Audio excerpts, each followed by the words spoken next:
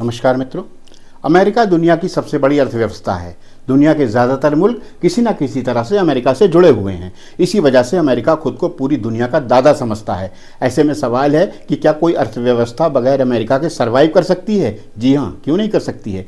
Cuba, north Korea, Iran ऐसे देश हैं जिनके अमेरिका के साथ व्यापारिक संबंध ना के बराबर हैं, लेकिन फिर भी उनकी अर्थव्यवस्था स्थिर है। ईरान से तो अमेरिका के संबंध काफ़ी समय से खराब हैं। अमेरिका ने तमाम प्रतिबंध लगाए। ईरान ने अपने तेल, गैस, घरेलू तकनीक पर फोकस किया, अपनी शिक्षा, स्वास्थ्य सेवाओं को बेहतर किया। प्रतिबंधों के बावजूद ईरान की अर्थव्यवस्था संतोषजनक है। क्यूबा भी लंबे समय से अमेरिकी प्रतिबंधों का सामना कर रहा है। हेल्थ केयर सेक्टर को मजबूत बनाया उसने। टूरिज्म और बायोटेक्नोलॉजी जैसे सेक्टर में निवेश की, अपनी अर्थव्यवस्था को बेहतर और स्थिर किया। नॉर्थ कोरिया की भी अमेरिका से कारोबारी संबंध नहीं है। नॉर्थ कोरिया ने परमाणु हथियारों, मिसाइल टेक्नोलॉजी पर फोकस किया। चीन और रूस ने रणनीतिक आर्थिक सहयोग दिया। नॉर्थ कोरिया की अर्थव्यवस्था काफ़ी हद तक चीन पर निर्भर है। तेल, भोजन सहित कई ज़रूरी सामानों का आयात चीन से होता है। रूस से काफ़ी हद तक आर्थिक सहायता मिलती है। कहने का मतलब सिर्फ इतना है कि बगैर अमेरिका के भी तीनों देश सर्वाइव कर रहे हैं। भारत तो उभरती अर्थव्यवस्था होने के साथ एक मजबूत देश है।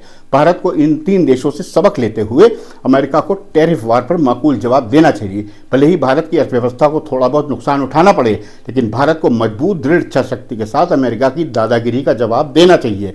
इससे भारत की छवि पूरी दुनिया में एक मजबूत देश की हो जाएगी और अमेरिका को तगड़ा जवाब देने में भारत का उदाहरण दिया जाएगा।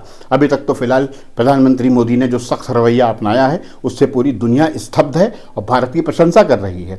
भारत के मजबूत इरादों को देखते हुए ही रूस के बाद चीन और अब ब्राज़ील ने भी भारत के पक्ष में आकर खड़ा हो गया है। बेटा ट्रंप, मेरा मतलब है चाचा ट्रंप, को उसकी औकात दिखाने का यही सही मौका है।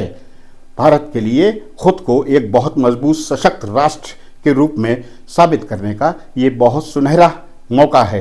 भले ही हमारी अर्थव्यवस्था को थोड़ा सा नुकसान उठाना पड़े, लेकिन भारत को इसी तरह से अपना रवैया कड़ा रखना चाहिए और किसी भी दशा में अमेरिका के सामने झुकना नहीं चाहिए।